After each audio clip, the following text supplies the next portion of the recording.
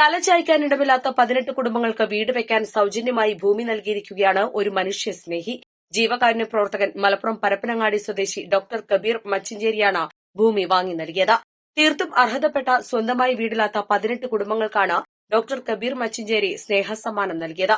വിലപിടിപ്പുള്ള ഏക്കറിലധികം വരുന്ന ഭൂമി പണം കൊടുത്തു വാങ്ങി രേഖകൾ 18 കുടുംബങ്ങൾക്കും കൈമാറി.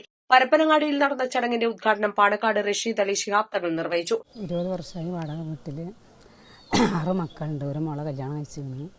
മറ്റുള്ള മക്കളൊക്കെ ചെറിയവരാണ്. ഭർത്താവിന് അവർക്ക് സുഖമില്ലാതാവും. അങ്ങനെയൊക്കെയുള്ള വിഷമത്തിലാണ്.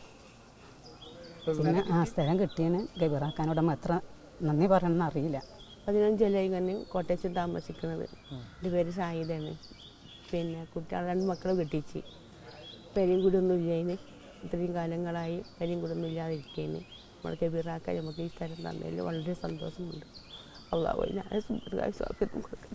ഗതാഗത സൗകര്യവും കിണർ കുഴിച്ച് കുടിവെള്ളവും ലഭ്യമാക്കിയിട്ടുണ്ടെന്ന് കബീർ പറഞ്ഞു.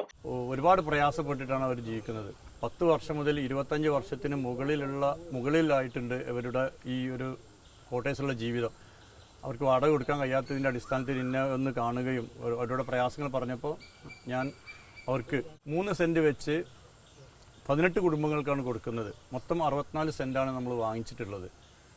അവരുടെ പ്രയാസങ്ങൾ മനസ്സിലാക്കിയിട്ടാണ് നമ്മൾ എന്ത് ചെയ്തിട്ടുണ്ട് പോലെ 1ാം ഘട്ടം എന്ന നിലയിലാണ് ഈ ഒരു ദൗത്യം ചെയ്തിട്ടുള്ളത്. ഇനി അതിൻ്റെ 2ാം ഘട്ടം അടുത്ത് തന്നെ നമ്മൾ നല്ല അനുയോജ്യമായ സ്ഥലം കിട്ടിയിട്ടുണ്ടെങ്കിൽ നമ്മൾ വീണ്ടും നമ്മൾ ഈ പ്രദേശത്ത് പ്രയാസം അനുഭവിക്കുന്ന ആളുകൾക്ക് കൊടുക്കാനാണ് നമ്മൾ ആഗ്രഹിക്കുന്നത്.